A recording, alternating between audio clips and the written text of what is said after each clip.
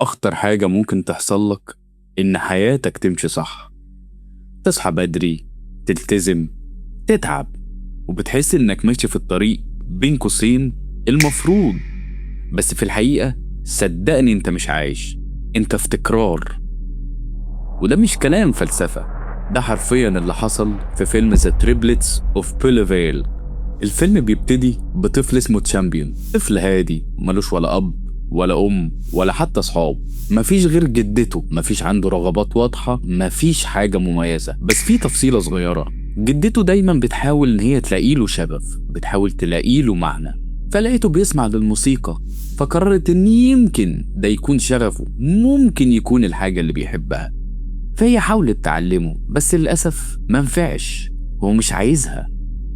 لحد ما بيجي اليوم اللي جدته وهي بترتب له سريره بتلاقي مذكرات وقعت تحت، فبتفتحها بتلاقيها ان هي كلها عن العجل، كل المذكرات حرفيا عن العجل والسباق والسرعة. بعدها جدته قررت حاجة خطيرة جدا، ان ده شغفه، ومن هنا بدأت تبني حياته حوالين فكرة هو نفسه مختارهاش. تخيل ان انت مستقبلك ممكن يتحدد من وانت طفل، وياريته بيتحدد منك، ده بيتحدد من الناس اللي حواليك.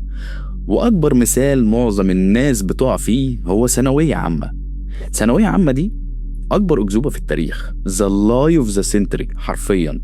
ثانوية عامة مش بتحدد مستقبلك، ولو في مرة حسيت إن دي بداية النهاية أو نهاية الطريق زي ما هم بيقولوا، اسأل نفسك سؤال مهم قوي: هل الحياة ما فيهاش غير طريق واحد بس؟ بعدها لما كبر جدته دخلته في تمارين ونظام كامل، لا وكمان في نظام أكل جوه النظام الكامل وروتين إلى آخره، مع إن تشامبيون ما قالش أنا عايز كده. وبالمناسبة أنا عايز أقول لك حاجة، إن الفيلم مفهوش ديالوج، مفهوش حديث، هو حرفيا فيلم صامت، وأكتر صوت هتسمعه بيتكرر هو صوت الصفارة بتاعت جدته وهي بتمرنه بره البيت، وصوت الساعة جوه البيت.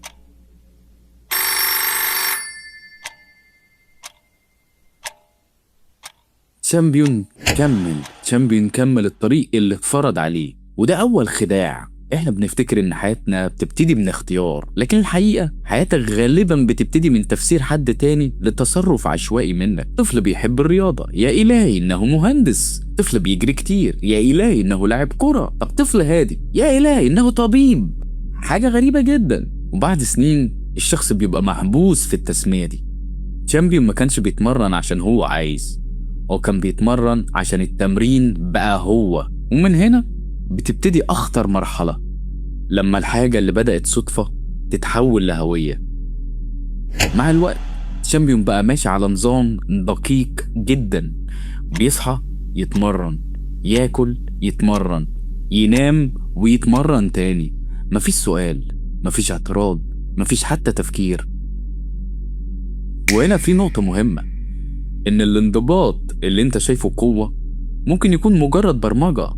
انت ممكن تشوف الالتزام ده قوة، بس هو تعود مش أكتر. زي بالظبط واحد بينزل الجيم كل يوم فالناس تقول عليه إن هو ملتزم، وهو ممكن يكون فعلا كده، بس مش كل التزام وراه وعي. في ناس بتتمرن عشان هدف واضح، صحة، شكل، قوة، وده أمر طبيعي.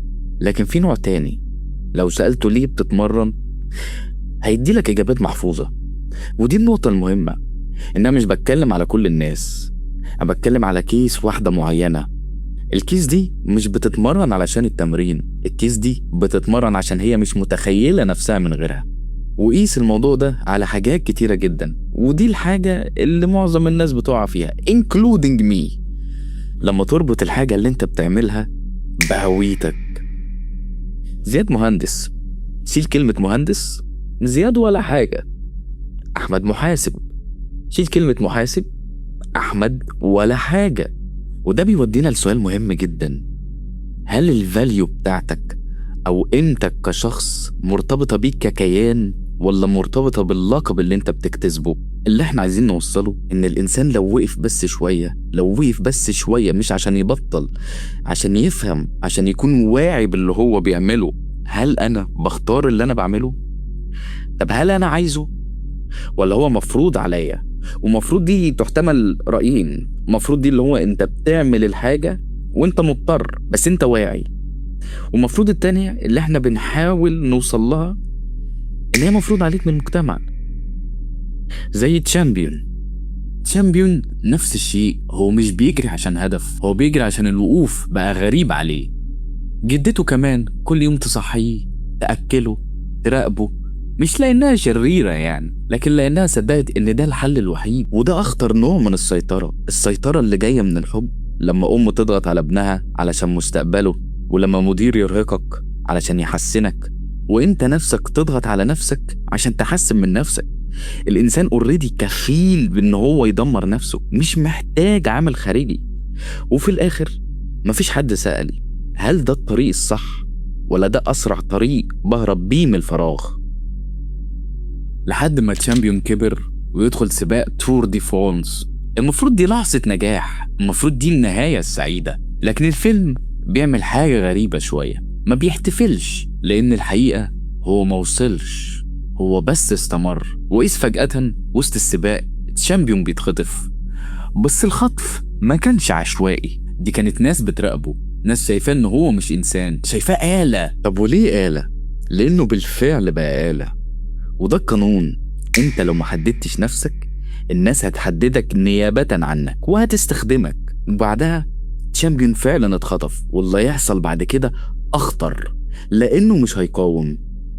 بعد ما تشامبيون اتخطف المفروض بيحصل تمرد، المفروض يخاف، المفروض يقاوم، المفروض يحاول يهرب. لكن اللي حصل كان العكس تماما. حطوه على العجلة، قالوا له بدل، فبدل ببساطة كده. مفيش صدمة، مفيش رفض، مفيش حتى سؤال. طب ليه هو عمل كده؟ لأن هما ما كسروش إرادته، هما استخدموا نفس البرنامج اللي هو كان عايش بيه. قبل الخطف كان بيصحى وبيتمرن، بعد الخطف بيصحى وبيتمرن. الفرق الوحيد كان في المكان.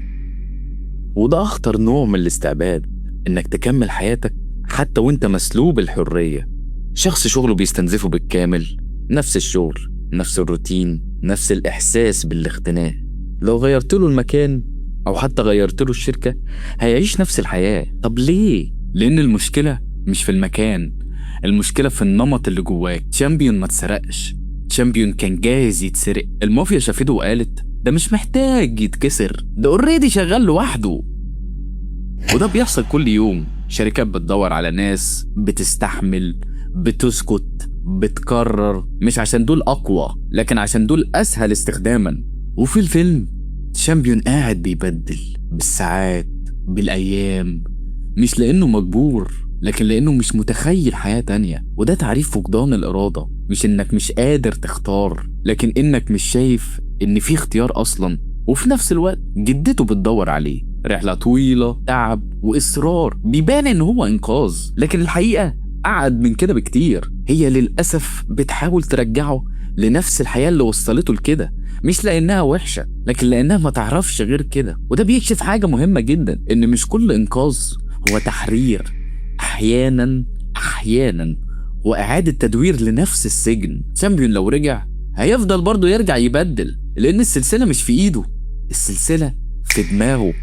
وفي النهاية الجدة بتوصله مع الثري تريبلتس، وهنتطرق ليهم في آخر الفيديو، وبينقذوه فعلا وبيهربوا من المافيا وبيرجع تشامبيون. المفروض دي تكون لحظة تحرر بقى، لكن الفيلم ما بيديش إحساس انتصار. طب ليه؟ لأن تشامبيون ما اتغيرش، هو خرج من مكان وللأسف رجع لنفس النمط. وده لب الفكرة. الحرية مش إن أنت تخرج من السجن، الحرية إن أنت تبطل تحتاجه. تشامبيون طول الفيلم بيبدل، بياكل، بينام، بيكرر. حتى بعد الإنقاذ مفيش لحظة وعي، مفيش سؤال، مفيش تمرد. وده مش ضعف فيه، ده نتيجة طبيعية. لما تعيش سنين على نمط واحد النمط بيبقى أنت. مثال واضح إن شخص طول عمره بياخد قراراته عشان يرضي الناس، لو فجأة بقى حر هيكمل برضه يرضيهم، مش عشان حد جبره لكن لأنه ما يعرفش يعيش غير كده. وفي الآخر الثري تريبلتس اللي هم ال3 ستات العواجيز دول عايشين حياة غريبة جدا في الفيلم، روتين، تكرار، عبث شوية. لكن الفرق هم واعيين بده، بيضحكوا، بيتعايشوا، ما عندهمش وهم إن حياتهم مهمة. تشامبيون العكس، عايش في نظام لكن فاكر إن هو طبيعي. وده الفرق ما بين إنه واحد عارف إن هو في دايرة وواحد فاكرها طريق. وأخطر لحظة في حياتك مش لما تقع، أخطر لحظة لما تفضل ماشي ومش عارف ليه.